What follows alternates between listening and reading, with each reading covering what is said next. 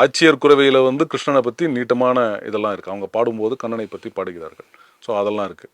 ஆண்டாள் பாசுரத்தில் எடுத்திங்கன்னா அவன் நப்பிண்ணைன்னு அடிக்கடி சொல்கிறான். இந்த பாகவதத்தில் நப்பிண்ணை கிடையாது. நம்ம தென் மரபில் தான் வந்து நப்பிண்ணை அப்படிங்கிற அந்த பெண்லாம் வராங்க.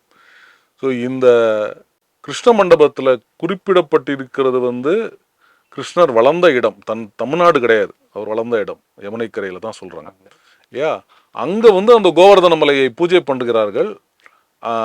இந்திரனை பூஜை பண்ணுறதை நிறுத்திட்டு இந்த கோவர்தன மலை தான் நம்மளுக்கு எல்லாம் தருது, எதுக்கு பண்ணுறேன்னு சொன்ன உடனே இந்திரனுக்கு கோபம் வந்து மழை வேற வரைக்கிறதுனால அந்த மழை நிற்காம பத்தியா கிருஷ்ணாவெல்லாம் ஏமாந்து போயிட்டோம், இந்திரன் இவ்வளோ கோபம் காட்டுறான்னு சொல்லும் பொழுது அந்த மலையை தூக்குற மாதிரி அந்த சிற்பம் வடிக்கப்பட்டிருக்கிறது.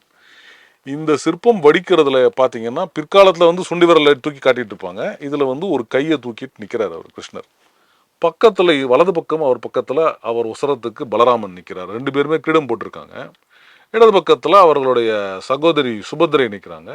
இன்னொரு ராஜகுலத்தில் ஒரு ராஜகுலத்து கிரீடம் போட்டு ஒரு பெண் இருக்கா. இது நப்பிண்ணைன்னு சில பேர் சொல்கிறாங்க, வரலாற்றாளர்கள் சில பேர் சொல்கிறாங்க. இதை தவிர மற்றவர்கள்லாம் பார்த்தீங்கன்னா யாதவ குலத்து மக்களாக இருப்பாங்க. இவங்க முக்கிய பாத்திரத்தினால இவங்க நல்லா ஒரு 6 அடி 6.5 அடிக்கு காட்டியிருப்பாங்க. அவங்கள ஒரு 5 5.5 அடிக்கு தான் மற்ற யாதவர்கள்லாம் காட்டியிருப்பாங்க.